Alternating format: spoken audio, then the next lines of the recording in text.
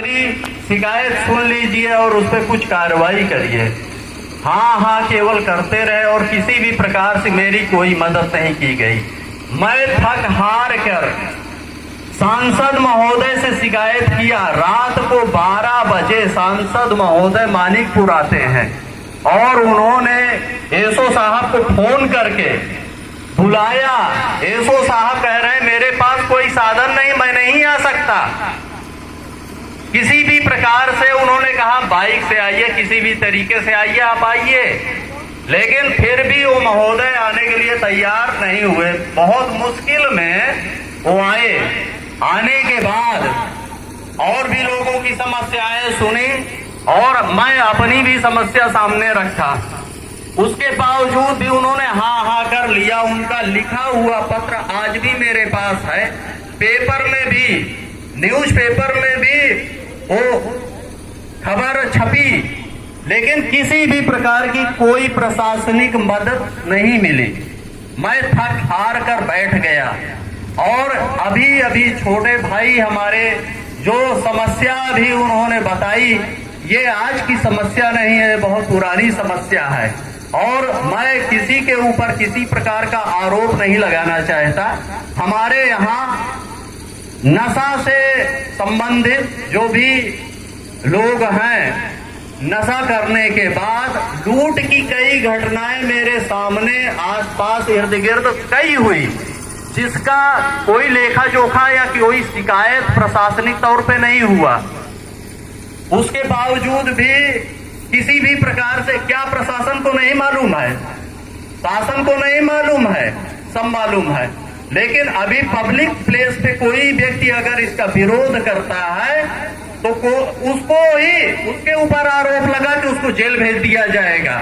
मेरे संज्ञान में कुछ ऐसे व्यक्तियों के साथ घटना घटित हो चुकी है, वो आज जेल में है। किसी भी प्रकार का उनका कोई सरोकार नहीं है, लेकिन उनके ऊपर झूठा केस लगा के उनको जेल के अंदर बंद कर दिया गया है। अब बताइए एक नॉर्मल व्यक्ति किसके पास जाए अपनी शिकायत लेके? मैं शासन प्रशासन या जो भी इसके जिम्मेदार व्यक्ति हैं, मैं उनसे अनुरोध करता हूं कि इस समस्या को संज्ञान में विशेष तौर पे लें और व्यापारी भाइयों और यहाँ पे जो रहने वाले व्यक्ति हैं, जो असुरक्षित महसूस कर रहे हैं, जो कमजोर तबके के लोग हैं, उनके लिए विशेष एक मानवता के हिसाब से भी विशेष ध्यान देने की आवश्यकता है। मैं अपनी बाणी को विराम कर देता हूं और आप लोगों से अपेक्षा करता हूं कि ऐसे लोगों के सहयोग में आप लोग आगे आए। धन्यवाद।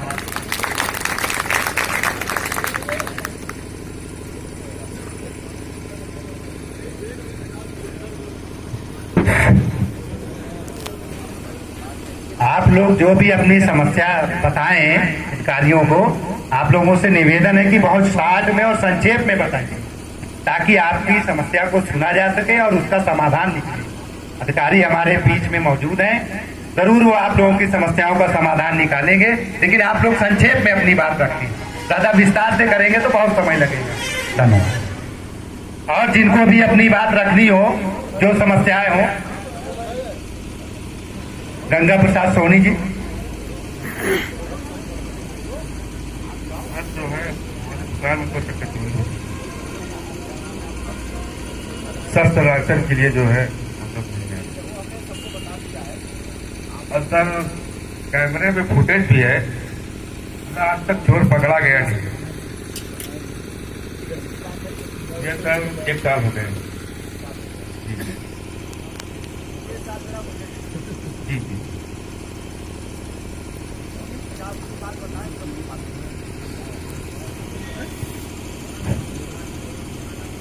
ये जो नगर पंचायत की समस्या टैक्स को लेकर है, उसके बारे में हमारे तमाम व्यापारी भाई काफी परेशान नजर आ रहे हैं। हम चाहते हैं इस जो नया टैक्स लागू किया जा रहा है, इसका समाधान अतिशीघ्र हो। धन्यवाद। खास करके हमारे मकान को तो उन्होंने तोड़वा दिया। उसके बाद सांसद जी के सामने इन्होंने वादा किया, 10 लोग वहाँ मौजूद थे, यहाँ मैं आपको ज़मीन दूंगा, एक आवास दूंगा, और हमारी ज़मीन इन्होंने आक्रमण बता करके उसको तो तोड़वा दिया और उसके ऊपर इन्होंने पुल बनवा दिया। तो श्रीमान जी से निवेदन है कि हमारे इन सब इसका निवारण कब तक करेंगे? इसका हमको कितने दिन हो गया, आज दिन तक इन्होंने अवगत भी नहीं कराया, न हमको मतलब इस बात की कोई जानकारी दी गई है। इसलिए मतलब हम आज प्रशासन से निवेदन करते हैं कि इसका ध्यान रखते हुए हमारे साथ न्याय किया जाए। बहुत बहुत धन्यवाद। अभी आपकी समस्या का समाधान होगा, अधिकारी लोग आपको जवाब देंगे। और जिसको भी अपनी बात रखनी हो,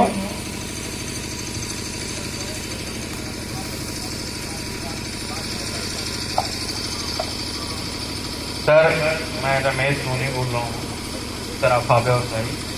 हम लोगों को सुरक्षा के नाम पर कुछ भी नहीं है और हम यही चाहते हैं कि अगर हम लोगों को शस्त्र मिल जाए तो शायद उससे कुछ सुरक्षा हो जाए। रमेश कुमार सोनी जी, पिताजी का नाम श्री हरकेश लाल सोनी। हमारी दुकान 3 बार लूटी जा चुकी है। सभागंज चौराहे पर सोनी ज्वेलर्स के नाम से है और एक बार रास्ते में भी हमारे साथ घटना घट चुकी है। सभागंज चौराहे बैंक ऑफ बड़ौदा के ठीक सामने सोनी ज्वेलर्स, निवासी मुंदीपुर है, पंजाब नेशनल बैंक के पास।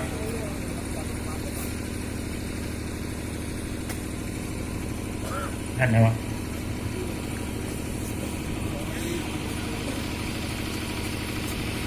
मैं Krishna Murari Verma, Mundipur, Shyam jewellers proprietor and Verma tent house. ये अभी तो हमारे बड़े भाई रमेश सोनी जी ने बताया कि जैसे कि उनके दुकान में 3 बार चोरी हो चुकी है, मेरी भी दुकान में 2 बार चोरी हुई। पुलिस प्रोटेक्शन का पे कोई वो नहीं है कि जो सुरक्षा कर सके। दूसरी चीज, पंजाब नेशनल बैंक से लेकर उत्सव वाटिका तक कितने स्मैकिया, दिन में कम से कम 50 स्मैकिया, उस पर कभी कोई कार्रवाई नहीं हो रही।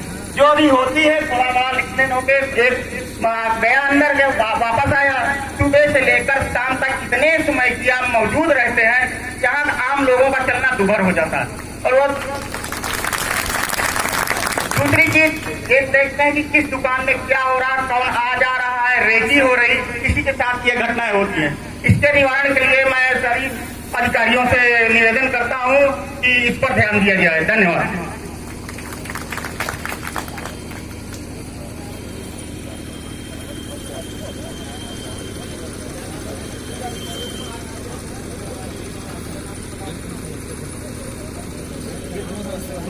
मेरा नाम गिरीश मिश्रा है। मैं भी इस व्यापार मंडल का एक छोटा सा सदस्य हूँ और मेरी एक छोटी सी दुकान है।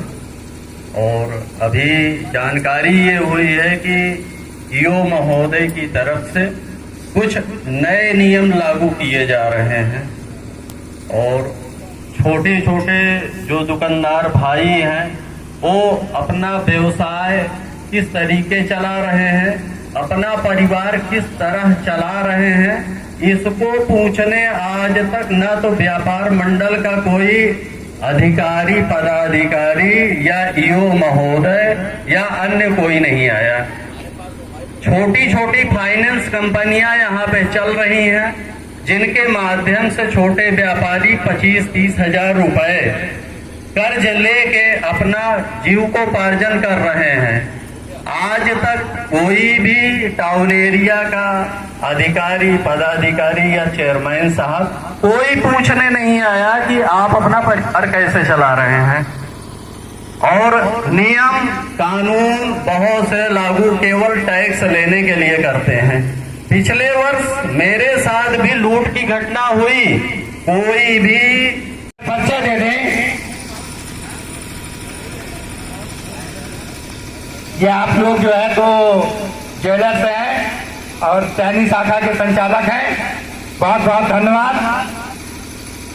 अब मैं अपने व्यापारी भाइयों से निवेदन करूंगा कि आप लोगों को जो भी समस्या है टाउन से संबंधित, सुरक्षा से संबंधित, अगर वो अपने विचार रखना चाहते हैं तो अपना हाथ उठा दें और मंच पे आकर अपनी बात रखें।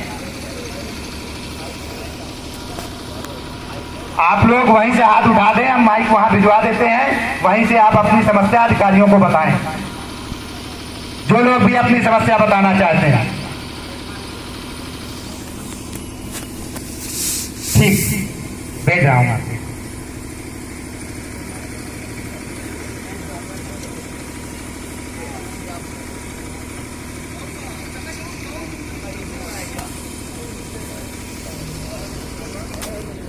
हेलो हेलो,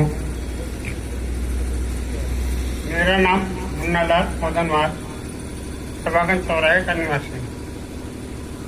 सर, पहली बात तो मैं प्रशासन से और यूँ साहब से ये कहना चाहता हूँ कि ये हम लोग दुकान का तो अपने रजिस्ट्रेशन हमारा हम लोगों का हुआ पहले से ही है।